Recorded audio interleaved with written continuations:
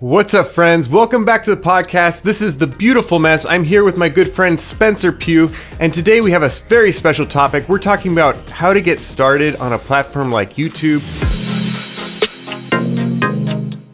We're kind of freestyling this podcast, so we welcome you aboard. So Spencer, to start things off, how did you get started on YouTube? I started YouTube back in 2009, I think. Wow, so it's been like 12 years. That's nuts. Right? That's good math. Yeah, I actually started YouTube. I was really into music, still am, but I was just sort of starting in 2008, I guess, to learn guitar and sing and stuff like that. And I wanted to put like my covers and stuff on the internet for my friends to see. And it was so funny. It was still in that time where my parents were like, there are weirdos on the internet, so like don't put your face on there. So I was uploading videos of me covering stuff to Facebook, and it was just like from here to here. That's awesome. It's so stupid. And like my guitar. Yeah, I was doing stuff like that. And then I was like, you know what? Like YouTube is the video place. Like maybe I should get into that. So yeah, that was my first channel, just doing music covers, the occasional, song that I wrote myself kind of thing. And I was kind of doubling up. I was posting to YouTube and Facebook.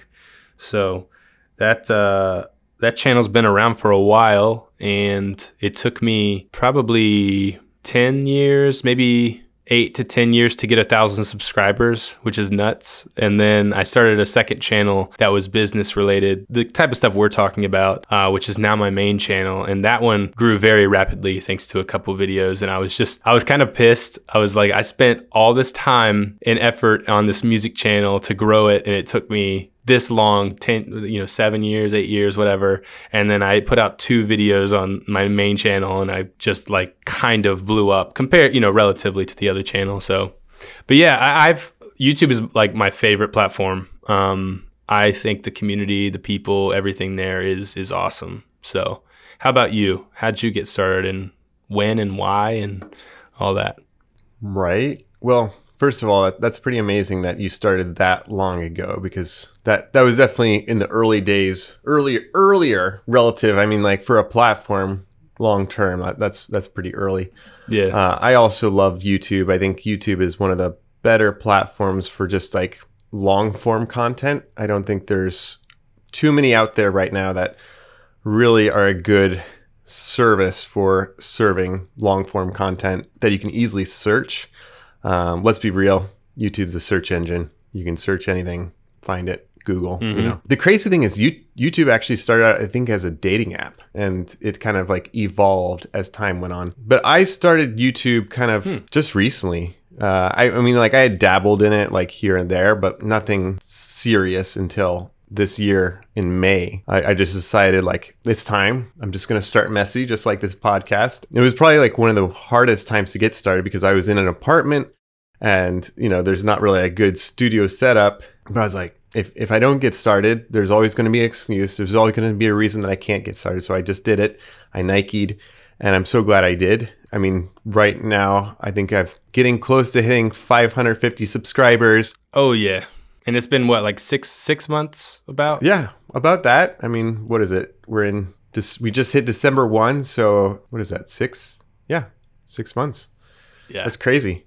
Your stuff, you say you just kind of jumped into it, and I'm sure it felt that way for you, but I think even from the start, the quality was amazing. And I think you're doing it really well, and we'll get into that in a little bit. But yeah, dude, 550 subscribers in 6 months, I think that's impressive. Especially, since my biggest thing for you, sorry to interrupt you with this, but my biggest thing is like on my main channel, I had 2 bullet journal videos that I guess YouTube just picked up and threw it into, a lot of suggested stuff. So those videos did really well. And that's how I grew my subscriber base fairly quickly. But with yours, it's not just 1 or 2 videos. I mean, you do have better performing videos than others, but I feel like your content is consistent and the brand there is consistent. So you're growing very organically based on the channel, not so much because you had a one-off video. So I think that's really impressive and almost key to a good channel, in my opinion. But sorry, just to give you some props there. I mean, it's amazing. Like I think I just hit over 100,000 views, which is insane. Like I never thought that would be like hitting that so quickly. That's just like crazy to think that I could reach that many people in a short period of time. I would say I do have kind of like 2 videos that are like probably the leaders of the pack, but I was surprised that like some of these smaller topics, like you find like these niche topics and like people are searching for answers, and that's like kind of the key. So I guess what suggestions would you have for like anyone that's getting started? Like what did you find helpful? What have you like learned, adapted? Or I guess like maybe start off like, what do people need to get started? You know, there's a lot of discussion about it, and I think the most popular one is, you know, use the gear that you have, whether it's your phone, whether it's a camera that was handed down to you, whether you go out and buy a really expensive camera because you have those kinds of funds to just splurge on something. You know, I think it definitely helps to have a better setup. You know, I'm not going to lie about that. I think something professional, it's something that when people come across your video, even if it's a new channel, there's a certain amount of credibility there to be like, oh, wow, okay, this looks nice on the eyes.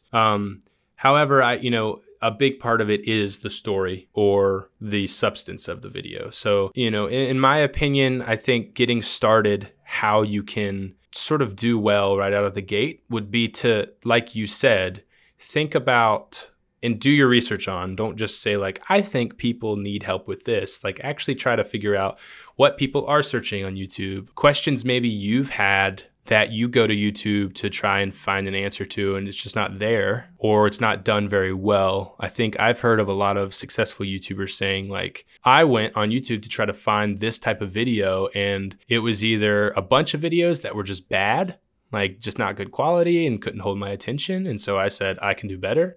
Or there just wasn't a lot, you know, of help there. So I think YouTube, because it is a search engine, you know, it's where I go if I'm like, how to set this up, or what are the reviews on this new camera coming out? It is a place where people are searching for answers to things. And I think if you can help answer those questions in concise, quick ways, in ways that hold their attention, that would be sort of my biggest thing to recommend. You know, there's also, you know, the entertainment side of things on YouTube. So, you know, you don't always have to be helpful, like how to tie your shoe. You know, it could be skits or funny, trendy topics that, you know, if you're a naturally comedic kind of person, you know, just giving your spin on recent events and things. So there's a lot of ways you can spin it. And I think there is a place for everyone on YouTube. And that's why I think I love it so much. It's just a matter of finding that niche, like you said. And then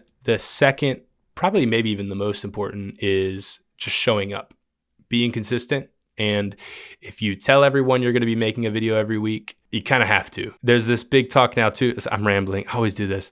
There's this big discussion now too about like YouTube burnout. And I think YouTubers realize like, wow, I do need to show up every week, and they hold themselves to that, and they're scared of what would happen if they took a break. I think YouTube has made it clear as a company, as an organization, that they don't favor creators that are there every week.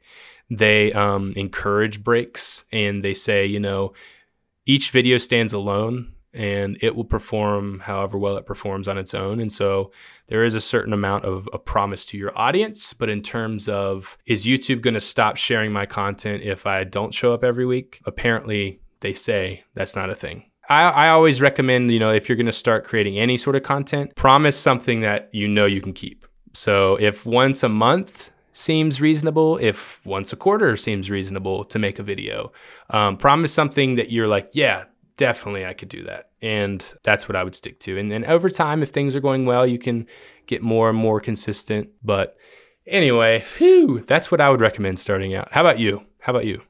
That's awesome. So I guess for me, I'm a big fan of statistics and measurables. So when I started out my channel, I'm going to plug this book because it was a big help when I started out. I just like read this book, and there were just some very useful tips on how to get started, what to look for. What's the book?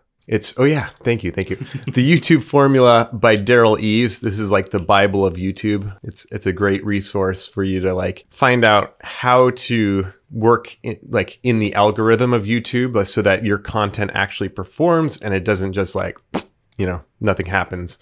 Because that's always a possibility. And it's happened to me. I'm guessing, Spencer, you've experienced videos that just like, you were like, this is going to go great. And crickets. Yep. So things to look for in your studio analytics is like your click-through rate is super important. A good click-through rate, so is probably about 9% or higher. Obviously higher, better. Although not all the time, because you also have to have a good impression rate.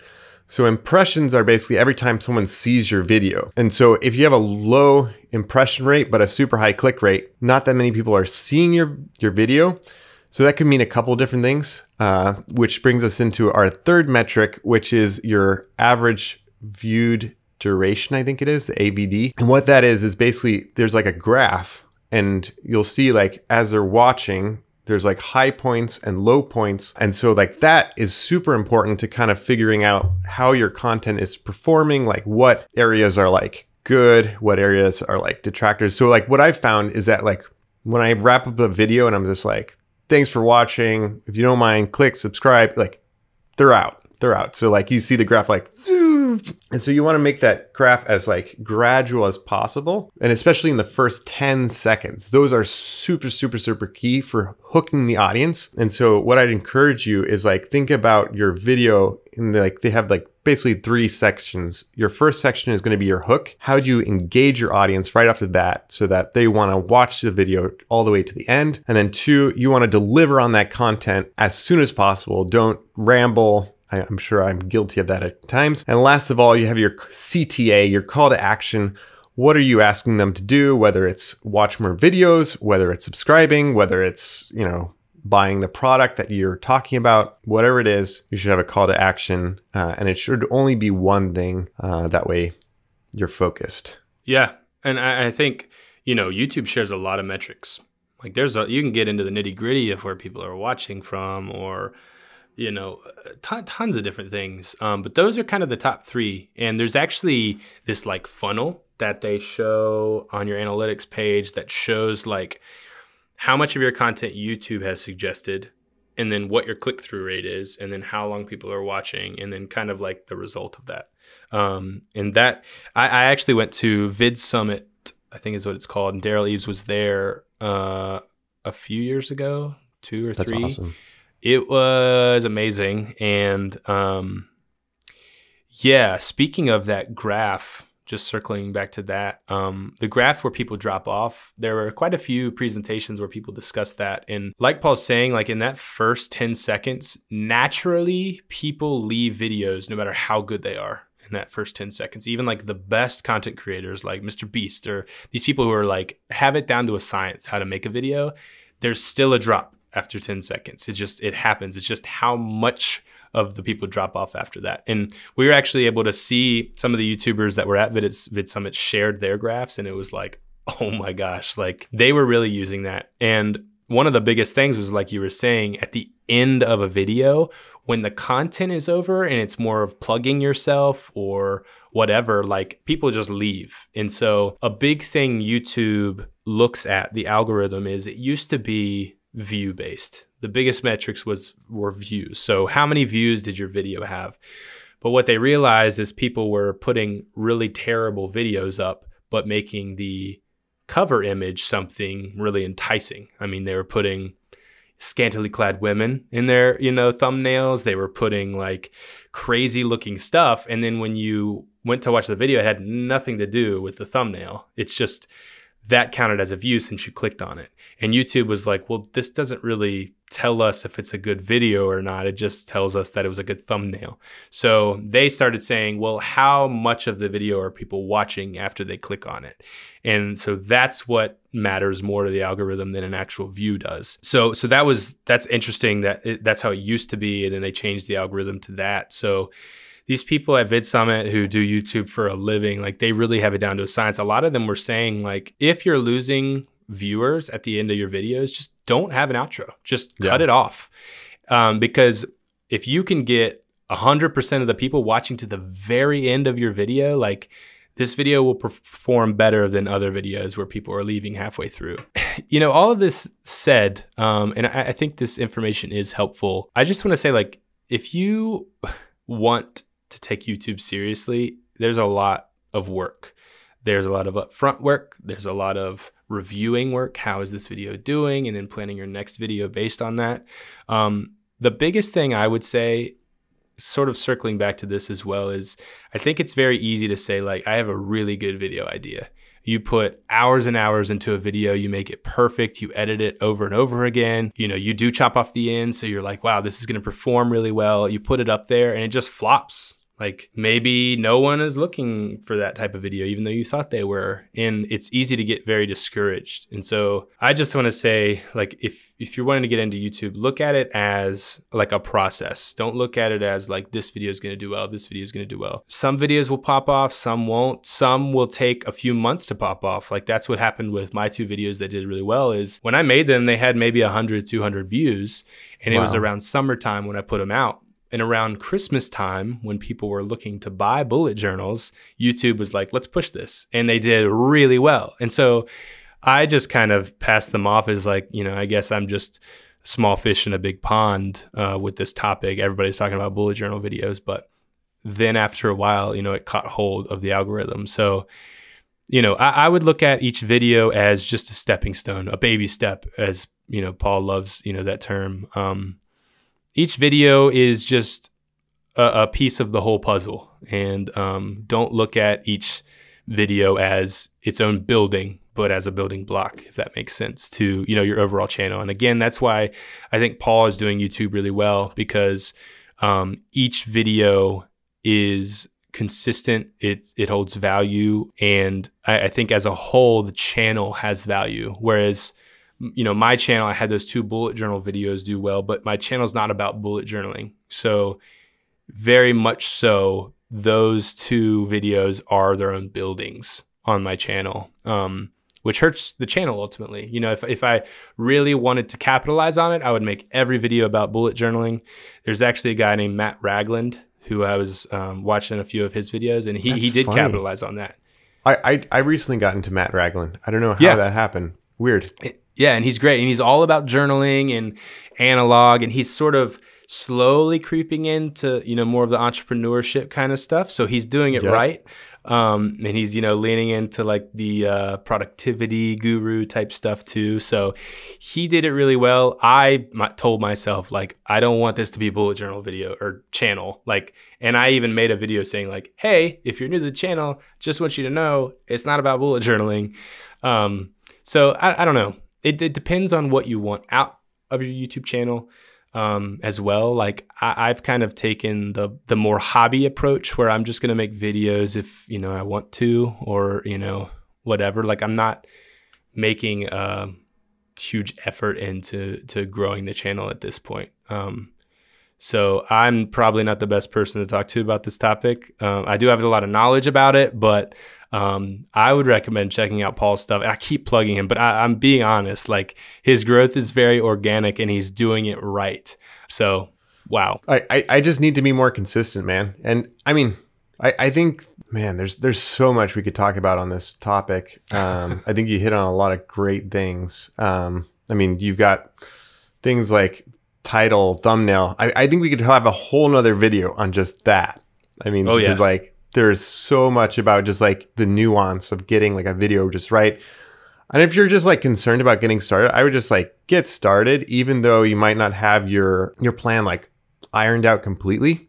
Sure. I would say that it's you can figure out your niche as you go. Like someone like Mr. Beast, like he started out and he did like these gaming videos. Like it was not what his channel's like now. So if you scroll down, you know, or just list from like oldest to new, it's really interesting to see how his channel like grew. And he basically found like that there was a certain type of video that people really liked, and you know, so it's really like a trial and error. But you have to put in the reps. You have to you know, try out. I'm definitely still learning quite a bit, and hopefully I can share some wisdom as things go along and what worked and what hasn't. But yeah, I guess to kind of like wrap things up, like if you're looking to get started, highly recommend this book, The YouTube Formula. Anything else that you'd recommend, Spencer, for someone just starting out? I'd say just watch other creators. The thing I want to say too, like you said, putting in the reps. I think the truth of the matter is, unless you put out the most amazing video, your first video ever, not many people are going to see it. And I think a lot of people don't start because they want something perfect before they start. And I think just the practice of creating and then publishing gives you so much more insight into how you're doing and how you're learning and getting better than just creating. I know people who will create video after video and they just won't release them. And at that point, you're your only critic. Like no one else is giving you feedback because you're the only one seeing it. So you kind of hinder yourself by saying, that's not a good video. When who knows, you know, you might put out your first video and just YouTube's like, that's dope, publishes it to everyone kind of thing. So there's a certain amount of like practicing in public or in the public eye that I think is very beneficial. So like Paul's saying, just get started. I mean, even if you have like a scratch channel or something, I don't know, like just a means of getting in the reps, practicing and getting better. That's what I would recommend. And you can make that your main channel. I mean, like, honestly, it's really cool to see creators like how they progress. Like you can go back to people's early videos. Sometimes they're great. Sometimes they're like random, so like cringy. I think there's like some channels that like are tech review now, but they started out as like a fish aquarium kind of like, you know, I've seen like weird transitions. So it definitely can happen. Don't worry about like, you know, it's kind of fun to see those channels that have just like random early videos, but now they like super successful. For sure. For sure. So we want to encourage you guys to get started. If it's something you've been thinking about, just do it. Nike, baby. Nike. Just get into it. Let us know how it's going. You know, if we can help in any way, let us know. You know, as always, if you like this topic, we'd love to talk on it more. So yeah, and if you want to jump on the channel, we could like maybe do a channel. What do you call it? Like a review, channel review, like that'd be fun. I'd love that. One of these podcasts, we could do that because I always think it's like helpful when you can take like what people are doing and like figure out, like reverse engineer, like what did they do that made it successful? Like, is it their titles? Is it their thumbnails? Is it their presentation? What is it that makes it successful? And you can do the same with like learning how to do YouTube, is watch other YouTubers like Spencer's saying and figure out what works, what doesn't, figure out the formula. For sure. Good stuff. Man, I love it. I think on that note, my camera battery is dying as we speak. So I think now is the perfect time to kind of say thank you for watching. I think we just added another country that's watching, listening in on this podcast from Bulgaria. Hey, so welcome from Bulgaria. Super excited to have you with us. Yeah, and we look forward to connecting next time. What's our things that we want them to, our CTA? Yeah, so if you're listening to the podcast, wherever you listen to podcasts, make sure to subscribe, rate, and review. If you're watching on YouTube, subscribe, hit the bell notification, like the video. And we're now on like video Spotify too. So if you listen to us on Spotify, you can actually watch us there too now, which that's just automatic. So yeah, we just appreciate you guys, and thanks for listening, and we hope to see you next time. Sweet. Thanks so much, Spencer. Until next time, stay messy.